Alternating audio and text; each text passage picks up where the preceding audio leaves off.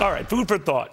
Food stamps for illegals. That could explain the 1 in 5 households now on food stamps, including the aforementioned reference to the USDA wanting to give them to folks who shouldn't even be here out there. The fact is, we are closing in on nearly 50 million Americans, and I guess not even Americans, getting food stamps now. Lizzie McDonald, the food stamp thing is making me want to vomit right now. Adam Lashinsky back, Gene Marks back.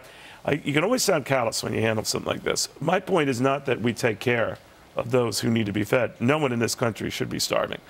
But if you're telling me 50 million Americans are in need of food stamps, 1 out of 5, out of control. Yeah, it's astonishing. And, you know, the thing that gets lost in this whole storyline you just pointed out is that Americans really are generous. Americans really do want to help the poor. I don't think that can be questioned, but it's such a reversal of what Clinton was all about in the 90s, the Democrats were about in the 90s, and the Republicans too, that they were boasting that we got Americans off the dole. But President George W. Bush did expand food stamps in 2002. President Obama did it as part of stimulus. I mean, Neil, food stamps started out in the 70s as if you were in financial distress. Now that it could be becoming a middle-class entitlement when it isn't supposed to be a middle-class entitlement, that's a bad thing. Middle class they want a job. They don't want a government lifeline. They want a job, and that's what the Democrats are boasting about in the 90s when they got a lot of people off the dole. Gene Marks, what do you think of this? You know, it's a really interesting story, Neil, is, so I have 3 kids that are in college right now. Don't ask for the details. And they have friends that are on food stamps. I mean, they... Really? These kids are going to good schools, but I don't know if you know that, but with the relaxation of the food stamps rules over the past 20 years, if you're a kid in college and you're working part-time, remember, you're over the age of 18, if you're part of a work-study program, you're eligible for cash, for food stamps. And these are kids that have families that could pay for their meal plans, but with the rising cost of colleges, parents like me are looking for every opportunity to save money where we can. Are your kids on food stamps? They are not, and I think that would put the government out of business. You know, Adam, these are always dicey segments because invariably you get the blogs writing, oh, there's the heartless Fox guys talking about this. My issue is much like it was during the whole Mitt Romney 47% pay no income tax thing.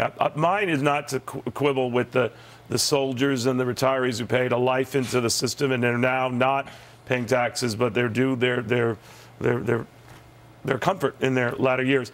My point is, how did that number get so high as 47%? Just like my point here is, how did it get so high as almost 50 million who need food stamps? I don't know what the correct number of needy Americans who need help to get food, but it cannot possibly be 50 million, and it cannot possibly be close to half who are in such distress that they can't and should not pay some federal income tax. Something is out of whack.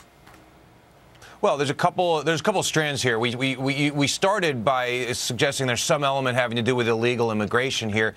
We know there's about 11 or 12 million illegal immigrants in the United States, and I doubt that most of them are on food stamps. And so, if we don't want them to go hungry and be starving in our streets either, I don't think it's a coincidence, Neil, that this rise in food stamp usage coincides with an historic rise in income inequality in the United States. I don't know what the right way to feed hungry people is or what the right number should be, but that's what we should be looking at. We should definitely revamp this to say, let's just feed people who are truly hungry. I actually agree with your premise. But I think the number's rising is my point. All right, but we focus more on providing the benefits than push for the jobs that will make them irrelevant. Yeah, that's a good point. And, you know, I'll tell you something. When you look at the numbers, almost 20 million more people went on food stamps since 2008.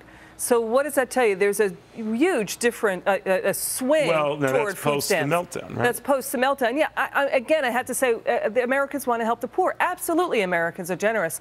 But you don't do it by saying to the upper brackets, you know what, income inequality is an issue, so we're going to bring you down. You want to bring more people up out of the lower brackets into the upper brackets via a better paying job. Let's just, Neil, but Liz, let's just suggest for a second. Then I'll bring Adam in. Gene, go ahead. Well, and actually, just to support what Liz was saying, I mean, household income has actually decreased 7.5% since the beginning of the recession. The economy has been growing so slow. So it kind of makes sense that there's more people reaching out for help, and there needs to be more done to find them jobs and grow the economy than actually provide more benefits. Well, let's assume we're having a tough time on that front, Adam, which is clearly the case because the benefits are running up and the jobs are not. Then if we keep doing this, we're going to run out of money. Well, by all means, if there's always going to be abuse and waste in these programs, and we should look at them. But if there are more hungry people in the United States, that's what we should be talking about. Not, is food stamps the right approach? I don't Is it think working there are. well? You cannot tell me we've gotten to the point. The system that little more than a decade ago had about 18 million is now up to the point where we're close to 50 million. How that things turn that fast for that many, well, food stamps used to be for the destitute. That many destitute? Yeah, common sense suggests that the standards have been relaxed. I completely agree with you there. But as Liz points out, I mean, the numbers coincide with this time of real economic suffering in the United States. Would you argue that close to 50 million is too many and the standards were relieved too much? My instincts are to agree with you, yes. All right, and that kills you, doesn't it? Not in the least. Not in the least. Guys, I want to thank you all, seriously. All I was saying, folks, and I know the letters and the emails will start coming.